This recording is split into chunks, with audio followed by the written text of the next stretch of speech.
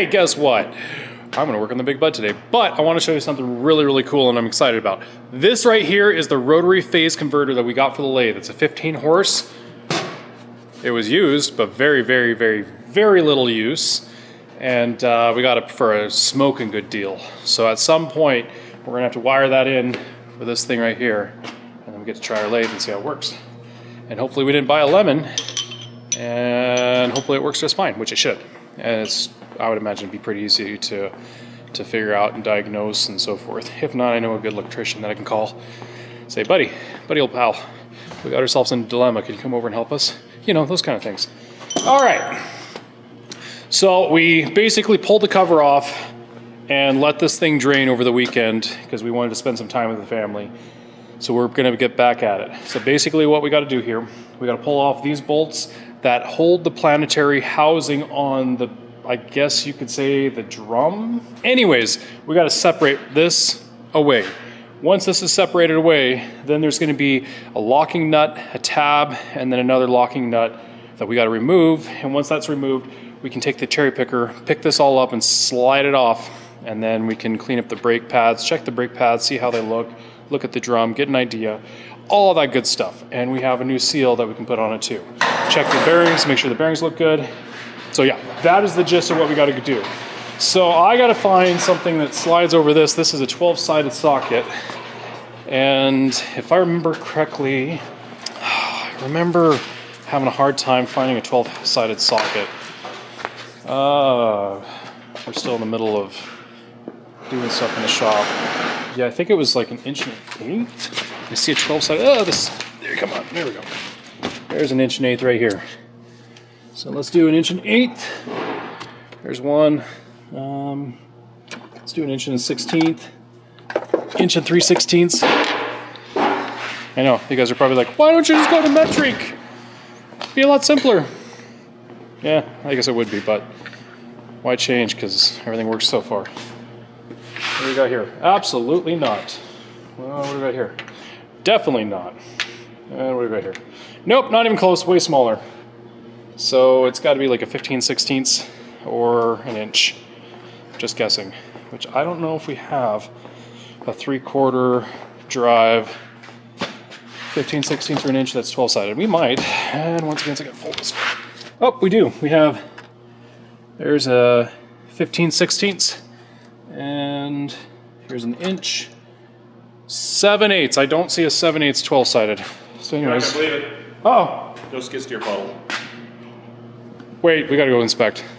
Gotta go inspect this. Did we actually do something right? Hang on a second, guys.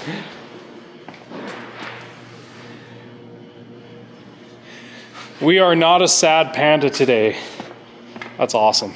I love seeing no leaks. That was like the worst thing about owning equipment. See puddles, leaks. That's not the right size. All right, none of those work. So it must be a 7/8. I am horrible at judging sides right now. All right, there is, that's a thin wall. I don't like that. Let's try a 7/8 half-inch drive. Hopefully we can take it off with that. Yep, it's a 7/8. Okay, we need a breaker bar to break it loose, and then we can use the impact. And we also need a hammer to tap it, because there's lots of paint on it. You guys are always in the way. I always gotta find a spot to put you. Here we go. Got a stand, perfect. The dolly. Going over here. And you guys can watch a time lapse.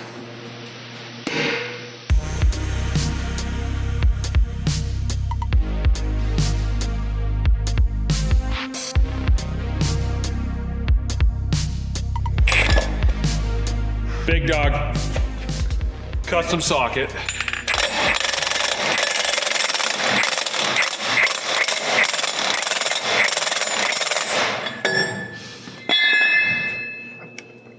You want to keep going? That or just take the nut off and turn it by hand. You can almost turn it by hand. It's just, there you go. That should do it. All right. We'll count that as the outside nut. You didn't center that very well.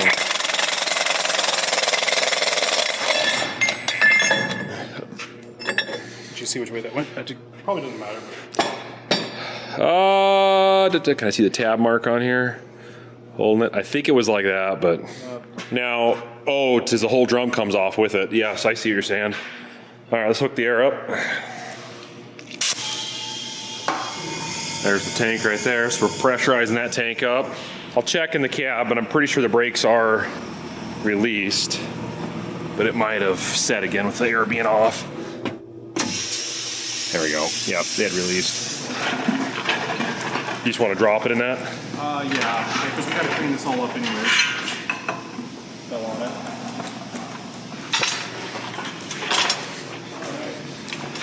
This cherry picker's lifted so many things in this shop. So many things. It's also been highly modified, but it's held together, minus some welds around and new upgraded pins. All right, so we got a high lift jack. There it goes. This ring, we got to redo this chain because I got to pull this gear out. Oh, that gear just sits in there? Yep. Seriously? Oh, Pull this. it's not part of this, huh? Okay. Oh, I see. That's what's. Oh. I remember it being a different piece. Well, Yeah, I think you're right. We can keep trying. Maybe these guys will go back and watch the video for us. You guys want to go back and watch our old video that we did? We've already forgotten how to do it. Yeah, goldfish memory. That's giving goldfish credit. Yeah, it is. No.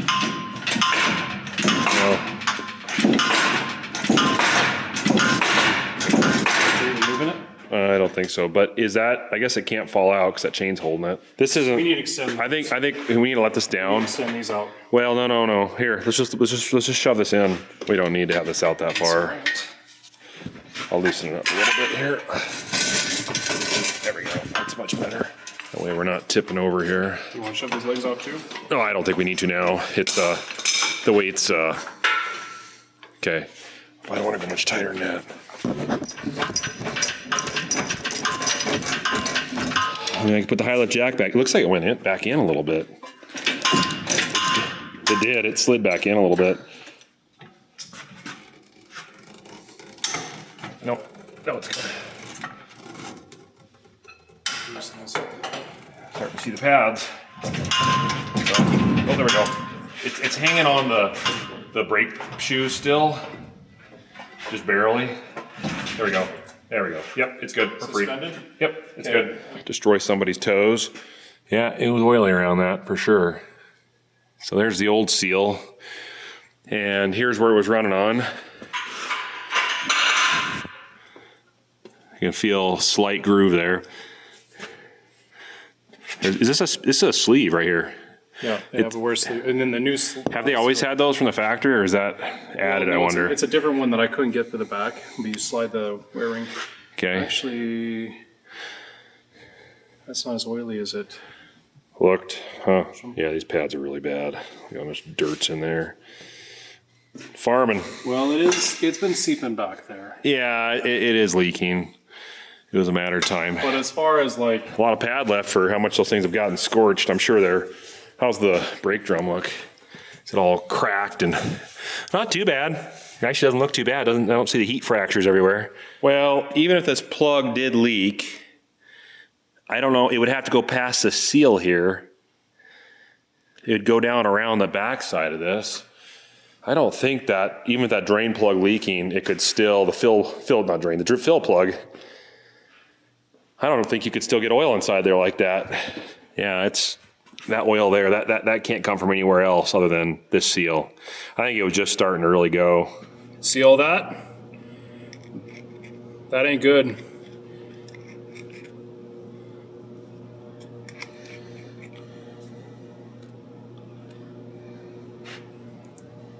Not catastrophic failure, but definitely pieces from something. You want to know what it is? It's called sparkle farts. You don't want that stuff. Yeah, we don't like sparkle farts. I mean, there's a lot of metal surface here touching other metal surfaces. They're all the planetary gears, sun gear. bearings, the race. So it's hard to say where those came from, but Well, that there looks like the hard facing on a bearing. yeah, it probably needs bearings. And we have bearings, so We're gonna do it. new bearings, new seal, get her done.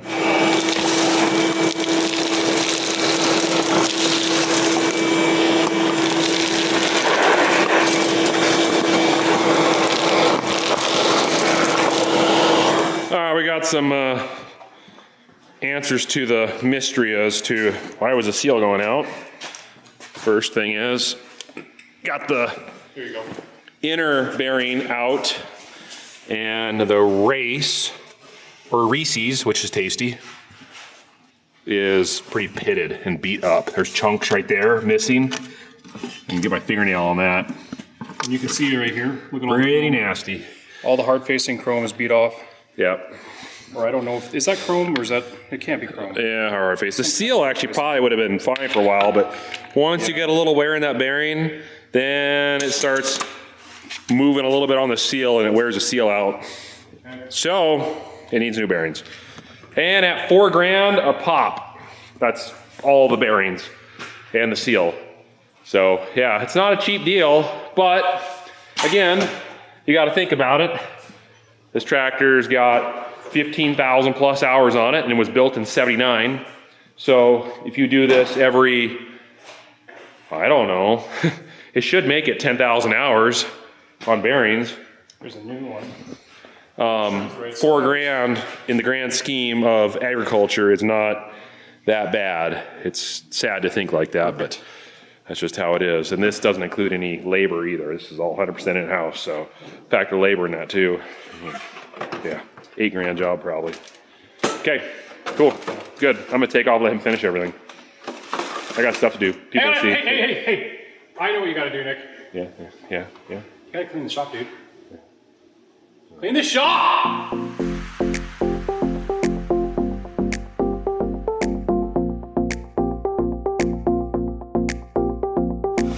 So what he's doing is he cut apart the bearing, and now he's got to get the race to pop off. And the easiest way is put a torch to it. It'll expand, should just fall off with gravity. Then over on this side, don't mind Dad, he's doing dad stuff, kicking butt, taking names. We've got a propane heater, just kind of warming up this bearing. We just want it toasty, don't have to get crazy hot, but just pretty warm, because that one's got to expand over and be pressed on, so it's best to get it warmer. And then outside is like 15 degrees Fahrenheit, so we've got the races sitting outside, the races sitting outside, so they're shrinking, or at least, yeah, actually both of them are, so that way they'll sit on. So anyways, all things go together a little smoother. Heat makes a big difference with iron.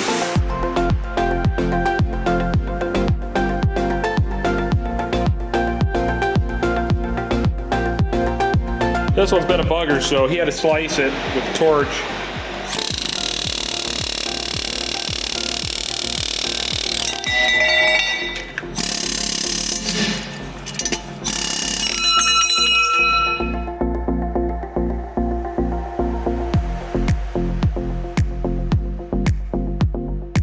So we got it all cleaned up, packed snow around it. We're just trying to get the temperature down.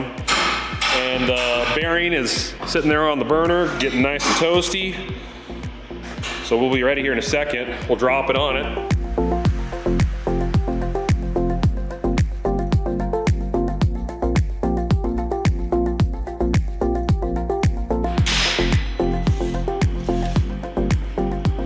$1,000 bearing. You can get them for $100 on eBay. They even say Timken. But you know, some sleazeball from someplace somewhere made these in a really cheap factory, not these, those, and put them in a box and branded Timken and put it on eBay for $100. And suckers like me just about hit buy. Just about, but no, we went with genuine. Got to get them from Timken.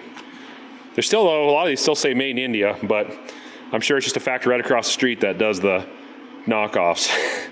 This is the good stuff though. Yeah, those are the good Timkens.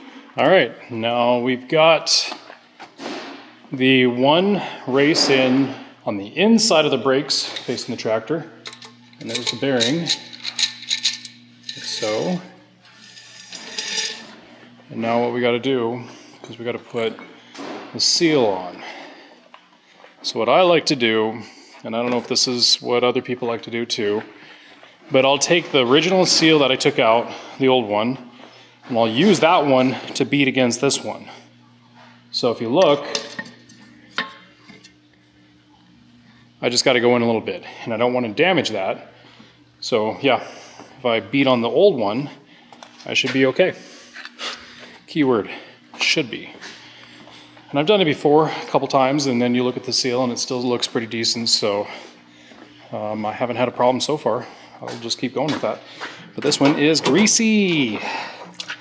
Solvent tank. Clean up a little bit of this so it's not so slimy. Wash it all off, and we'll pound it in.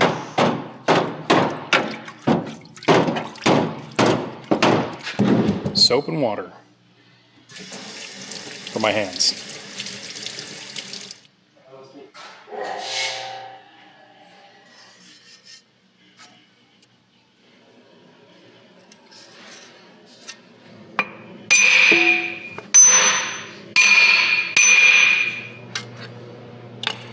And just like that, seals in. It looks like it went all the way down. So there's a little lip there that has like a shelf, and the seal will go down and compress onto it, so you know how far to go down. You want to make sure you get those in correct. If you don't, you're going to be pulling it apart. So there is an inside and outside, and most of you guys know that. For those that don't know, there's that. All right, now what I got to do is manhandle this thing, flip this thing over. Oh, this thing's heavy. It is so heavy. All right, flip it over, and I got to put the race on the other side, and then lift this thing up and put it on the tractor. Whoa. There we go. All right. Do your stretching, boys. I'm almost 40. Got to act 40. Oh, I can touch my toes. We're good. All right. Oh, God. That thing's heavy. Got it. That baby's heavy. Holy criminy. Act 40, guys. Act 40. You're going to have a bad day if you don't put this in right. Okay.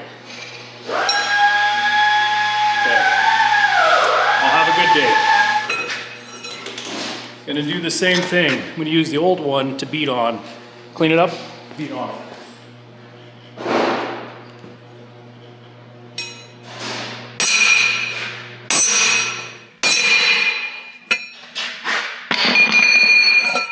And that's perfect. So, now,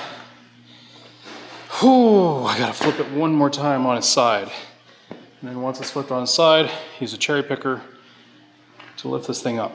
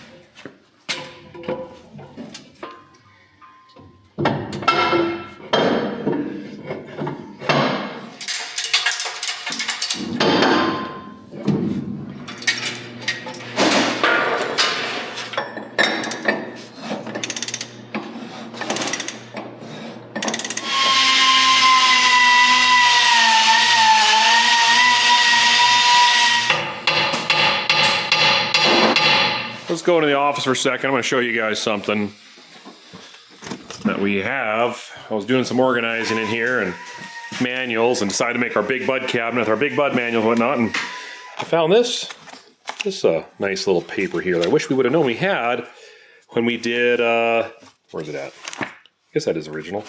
Here's the front page. This would have been really nice when we did that bearing and seal the other year. So basically, this is a step-by-step guide on the Clark axles to tear completely down and reassemble. And this is where we want right here. This tells us how to set the preload on these bearings. These are such huge bearings, you got to preload them. So it's pretty cool. We didn't think of this, but you make a tool, attaches to the outside of this hub, bolts down with just a 1/2-inch socket in the center, and then you put a torque wrench on it, and then you first tighten the main nut on the wheel and set the preload to pretty tight to where you think it's at. Put your torque wrench on, and then as you're cranking that torque wrench, if it takes 15 to 20 foot-pounds for it to start turning the hub, you're in the money zone. So leg arm's gonna quickly make this tool here, this piece. We're gonna put our torque wrench on it. We'll see how we're sitting right now. And if we need to tighten or loosen up, we'll do it accordingly until we get that where we start to finally turn it. And yeah, it takes 15 to 20 foot-pounds to start turning the hub. And then we're good. Pretty cool. Last time we did a chain method with some weights. That worked probably well too. There is another method in here that involves a, what do they call it? It's like, it's some type of weight, wrap quarter, pound scale, pull pound scale. And you're supposed to wrap the hub a couple times with the rope and hook it to a pull pound scale. And then depending on how you turn it, then you see the poundage on the scale, but we're gonna do the torque wrench. This looks better. So now this axle's a lot bigger than the one in that manual that we have. This is a 70,000 pound, 75,000 pound Clark axle. Quite a bit larger than what's in the manual, so the numbers are gonna probably be more for this, so we'll go up a little higher. We just don't have a manual that tells us exactly what we need, so we'll just go till it feels right. Yeah, that's not bad. All right, well, it's set to 25 foot-pounds, so let's see if it clicks. That doesn't seem like enough. I know. That's 25 foot-pounds. I think we need to do 90 because we did the rope and the weights. Yeah. I think if we put it up to 90, like we did, because that's what we did on the other one. I mean, they're quite a bit bigger axles, yeah. We probably should. I think we should. Yeah, I can see if I can find some more information on that. Do you guys know? Any old timers out there that know how many foot-pounds we're supposed to do on these axles? They're, but I have the number here. Not that this matters because this is going to be done by the time you guys get a chance to reply. These are the D-75830 is probably the... See, like that's not even clicking on 90 foot-pounds. Is that a 90? It's not even clicking. So it needs to be a little tighter. I think it does.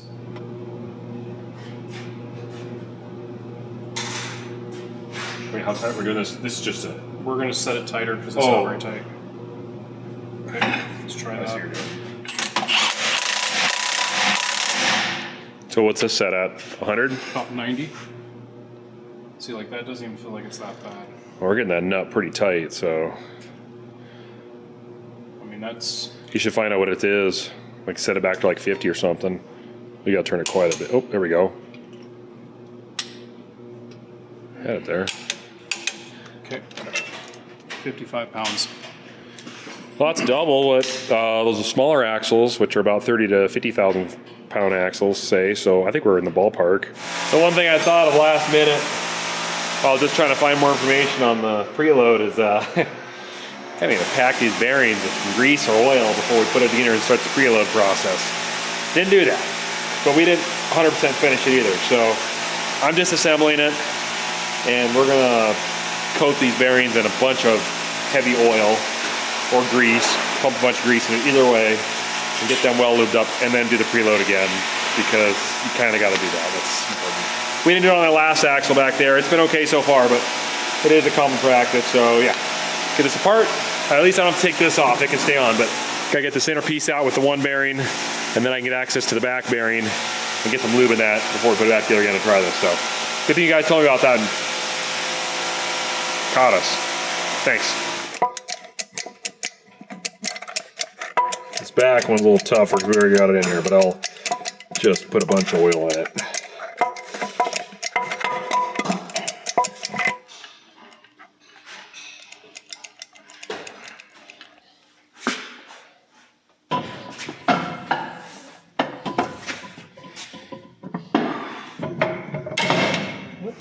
There it goes. Perfect. Oh, I used the wrong oil. Take it out real quick. Oh, Nick. All right, time for the big wrench. Oh yeah. We haven't had a lot of use in this thing lately. Haven't been doing anything I need this kind of foot-pounds. This ought to do it. That's quite a torque wrench right there. So with our beastly 3/4 Case IH torque wrench here we got, thanks to our friends at Case IH. They're awesome. Let's just talk about Case IH for a while. These guys, because we haven't talked about them in a while. All right, cool. Okay, Case IH, awesome. That wasn't long enough, Nick. Sorry.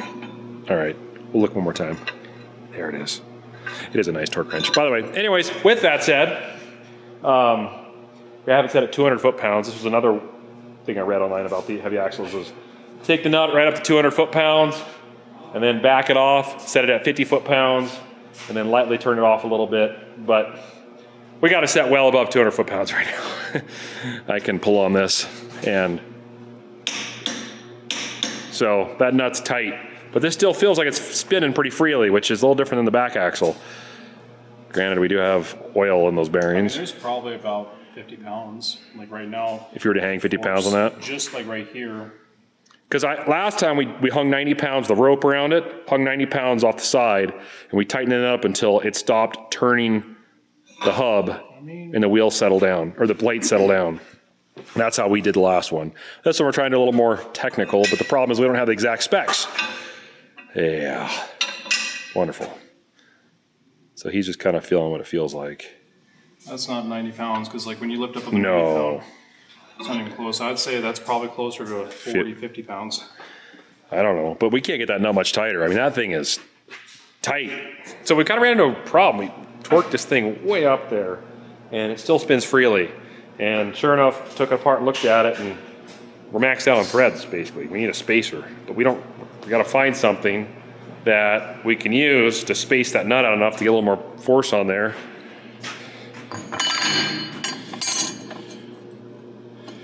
Oh man. But the problem is all those holes. It is really close. Well, it doesn't matter if it's bigger. That whole piece would fit in there, actually. We need something to space the nut out just a little bit, so that way when we torque it up, it can keep push that hub assembly in, because right now the nut is maxing out and it's stopping on the threads. That's why we're not getting enough torque on this. So I don't know if this thing had something at one point and it's gone. It's interesting, the wear marks right there. Or No, it's not gone. I think they just never put it in. whoever, when it was done, they just never put that spacer in. I think they, and I think that's why it failed. I'm amazed it's lasted this long. So that won't fit. It's so close. Dremel. The only downside is we don't have a lathe at the moment. I mean, we have a lathe, it's just not hooked up. We have the stuff to hook it up, we just haven't done it. So, decisions, we gotta figure something out here.